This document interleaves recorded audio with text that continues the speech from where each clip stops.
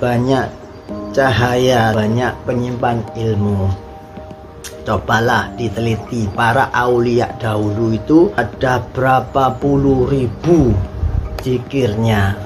Ini jalannya ya yang paling banyak dipakai para aulia ya berzikir. Kalau Anda untuk berperang atau berdakwah atau ya berat, ada juga yang berkelit begini, yang penting makam derajat langitnya tinggi. Kalau hanya sebagai penduduk saja ya rugi, kata Cak Silo begitu. Harus yakin agar jadi petugasnya Allah supaya bisa bermanfaat bagi orang banyak.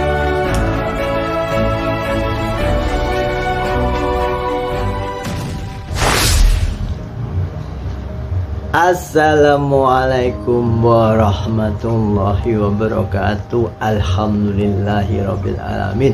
Berjumpa lagi saudara-saudaraku semua. Semoga sehat walafiat, semoga semuanya penyakit-penyakitnya diangkat oleh Allah dan rizkinya terus dilancarkan, jalannya terus mengalir berkah berlimpah ruah. Amin.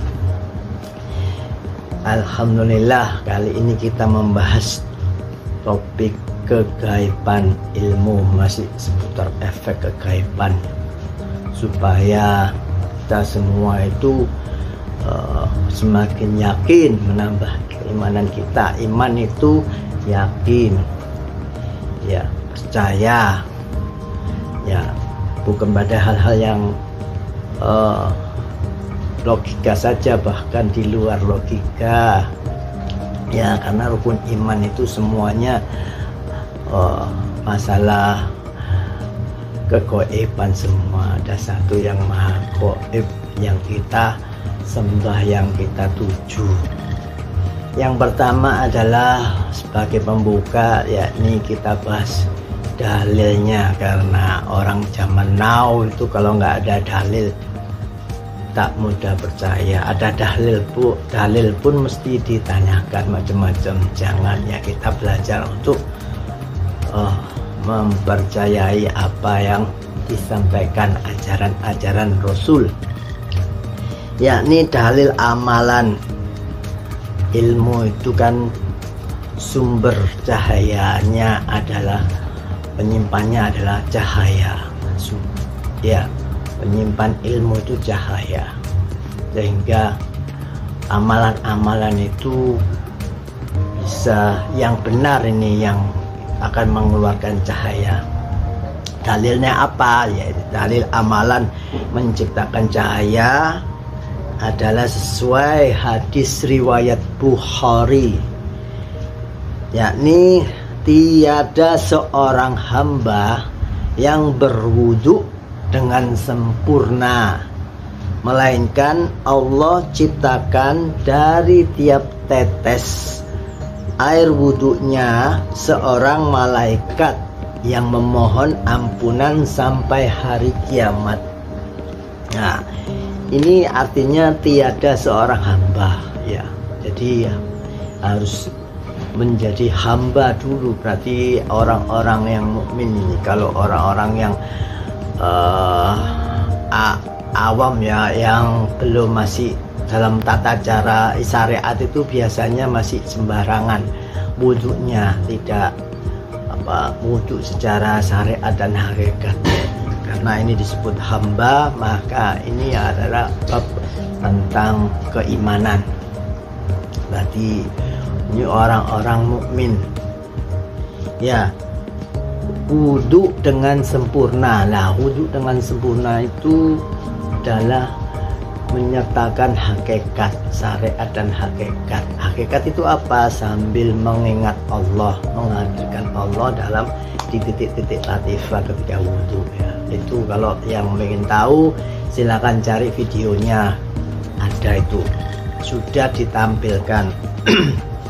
Kemudian, melainkan Allah ciptakan dari tiap tetes air wudhunya. Jadi tetes air wudhu, bukan semua ya, tetesnya itu diciptakan malaikat yang nanti memohon ampun sampai hari kiamat, memohonkan ampun. Artinya apa? Itu setelah naik ya, malaikat itu dari tetes air tetesnya itu keluar cahaya, itu naik menyampaikan amalan wudhunya ke atas, terus kemudian kembali tiap 15.000 itu kembali satu untuk menempel di badan. Cahaya itulah yang akan memohonkan ampun atau menjadi kodam orang tersebut, kodam malaikat ya, itu memohon ampun sampai hari kiamat nanti. Kalau sampai hari kiamat ya pasti akan menyertai ruhnya, kan sampai hari kiamat menyertai ruhnya. Benar apa tidak ya, mari nanti kita bahas ya.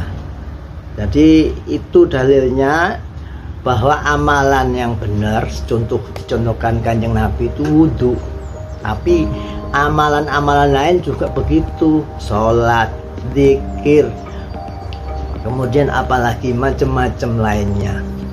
Jadi yang bisa sering terus-menerus kita lakukan adalah zikir. Kalau sholat kan ada masanya, ada waktunya. Kalau wudhu kan tidak bisa berkali-kali wudhu terus ya.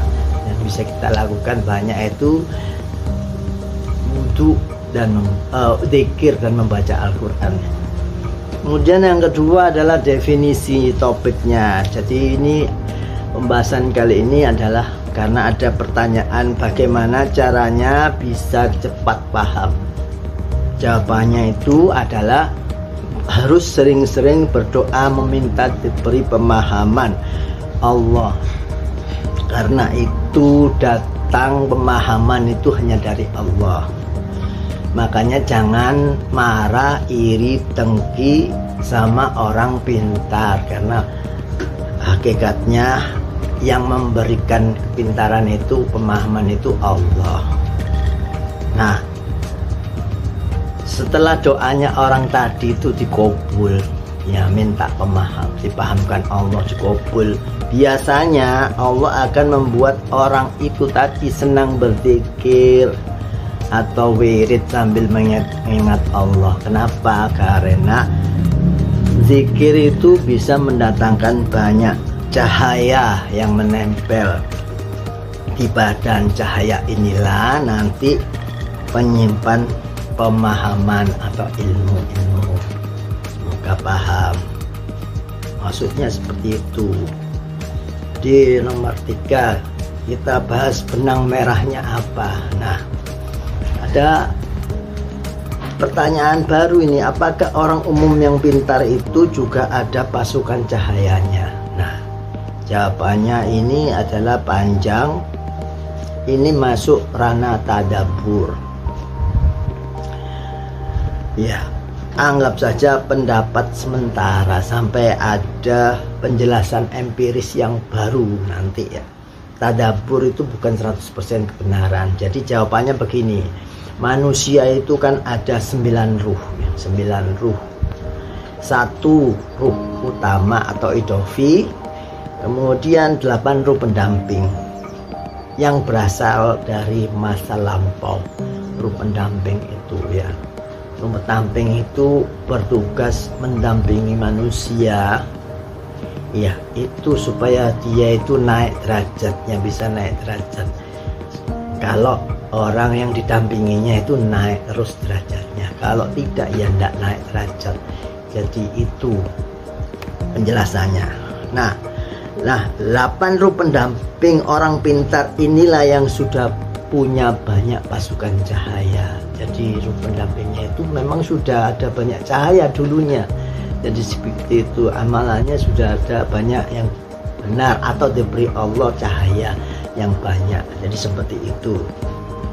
Tapi kembali lagi, keilmuan itu kan bervariasi. Ada yang ilmunya rendah, menengah, tinggi, atau bahkan super tinggi, macam-macam. Semoga paham.